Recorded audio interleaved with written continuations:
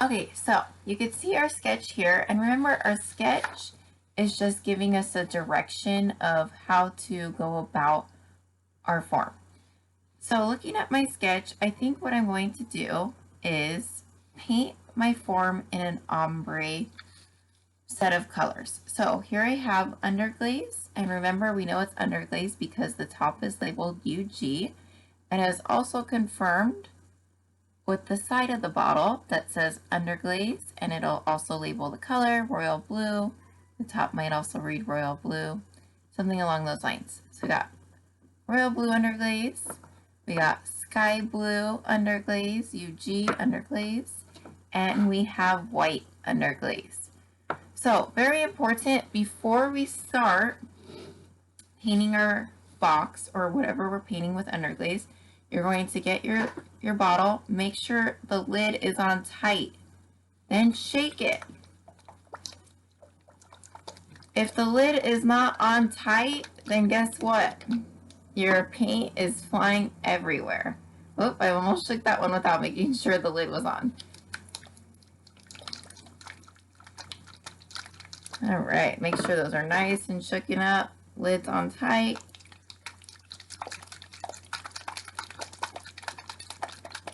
Perfect, good. So then we could go ahead and open these up.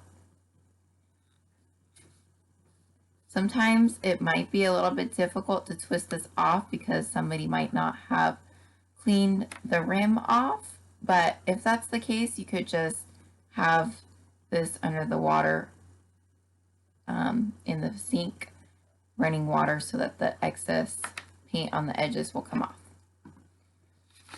Okay, let's move our sketch out of the way.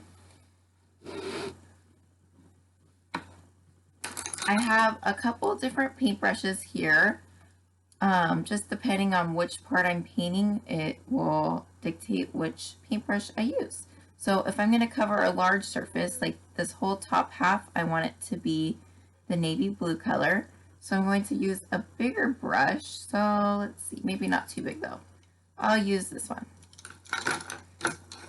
And then very important, have some clean water ready to go. Dip your brush in there. And then make sure your underglaze is stirred well. And you could go ahead and start painting. So notice how initially it comes out very sheer. So that just means you need more paint, and you could kind of tap the paint onto your form.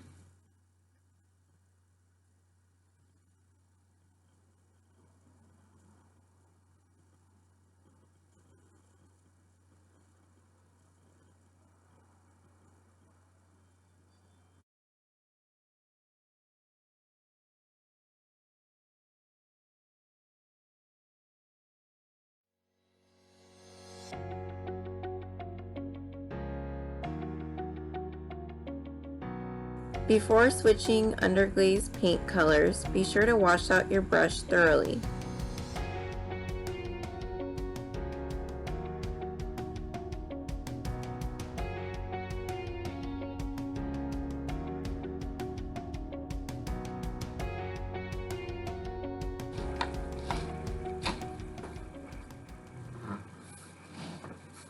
Alright, so now you can notice that the pieces need to dry.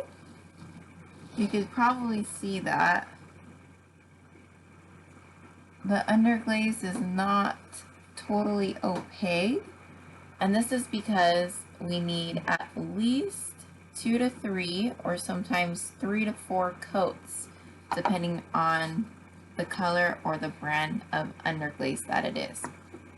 So I'm going to go ahead and let this dry maybe 10-15 minutes or so, and then come back to it and add the next coat, let it dry again, and then add the third layer of paint.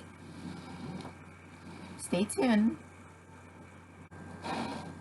Okay, so once it's dry, you could tell that it's dry by no more glossy, wet look to it. I'm gonna go ahead and come back to the lid. And I actually forgot to paint the little ball on the top, or the knob, so I'm going to go ahead and paint that now.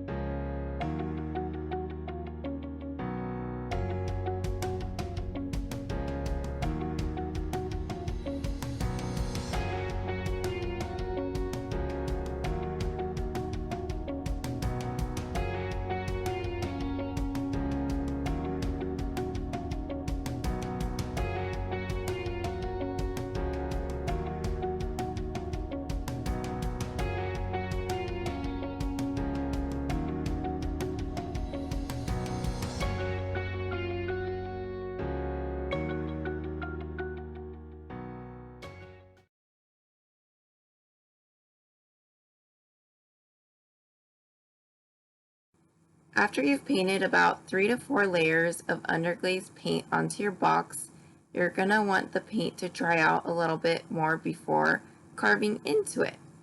Now, be careful with the timing. You do not want to let your box get bone dry, because if your box is bone dry, then it makes carving very difficult, and as we all know, we want to avoid silica. So keep your box in the leather hard state as much as possible, and then you'll be ready soon here for carving with the Sgraffito technique.